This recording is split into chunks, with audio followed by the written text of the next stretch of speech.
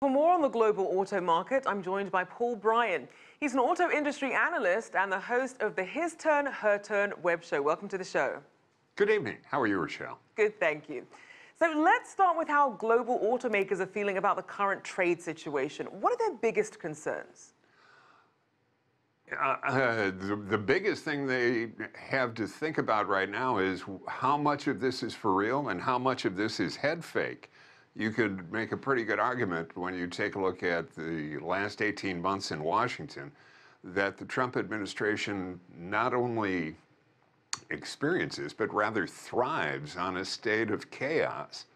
And you have to wonder how much of this is an engineered three-dimensional chess game that's going on in terms of tariffs. Will he in fact do it?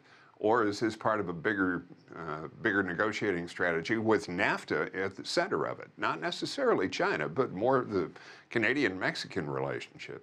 And there's certainly a lot of tentacles to all this. A lot of people wondering if it is more about other trade agreements. But for people who are wondering how the costs are going to break down in terms of not just the automakers, but potentially the consumers, what should they expect?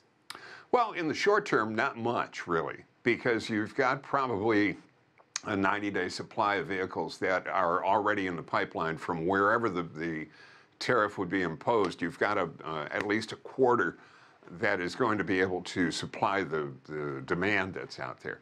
Beyond that now, and how quickly the industry will amortize the tariff cost over the existing auto base is another question.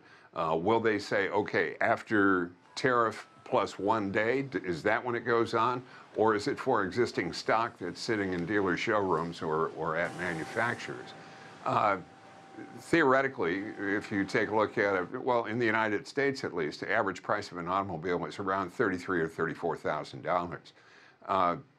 Projections that I've seen say that at that level, it would be adding around $2,300 to $2,500 per unit into the mix.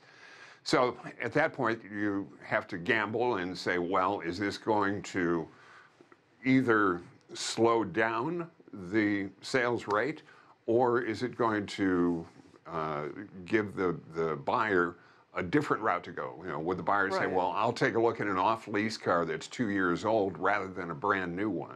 So then, Paul, I'm sorry, with that being said then, which markets and auto companies then are likely to be the hardest hit? Well, in terms of the tariffs, actually, Mexico and Canada would be the hardest hit, with Japan, South Korea in there. From your channel's perspective, China is really way down just because you don't have that much production that makes it to the United States. I don't even think that if you were to count Chinese-owned, for instance, Volvo with being owned by Geely, that's way down. I mean, the total economic impact of the tariff on the Chinese tariff in the United States would be about $1.5 billion. Now, let's also look at these auto parts companies. What's their stake in all this as they're kind of sitting on the sidelines seeing all this play out?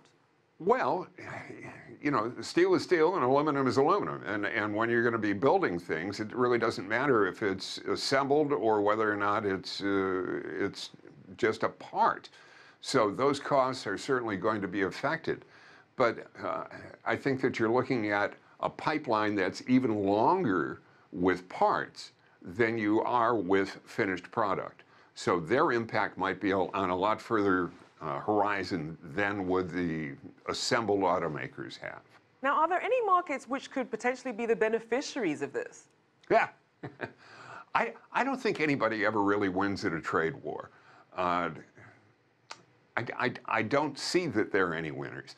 And because of that, it makes me wonder, as I take a look at the landscape at all the time, it's not like the Trump administration is sitting there saying, why don't we put a tariff on something here? And then they wait for the rest of the world to say, oh, if you do that, this will happen. They actually have some fairly smart people there that play chess, not checkers. So that's what makes me keep thinking that what we're looking at here is more negotiating tactic than actual applied punishment trying to get someone to do something. I think it's a carrot and stick that's going on. I don't know, I may be wrong. I was wrong once before. It's certainly a unique situation that we're seeing ourselves in. So as you look at the global landscape, are there any particular issues outside of the tariffs that you think the global industry is really focusing on? What are the challenges that they're looking at?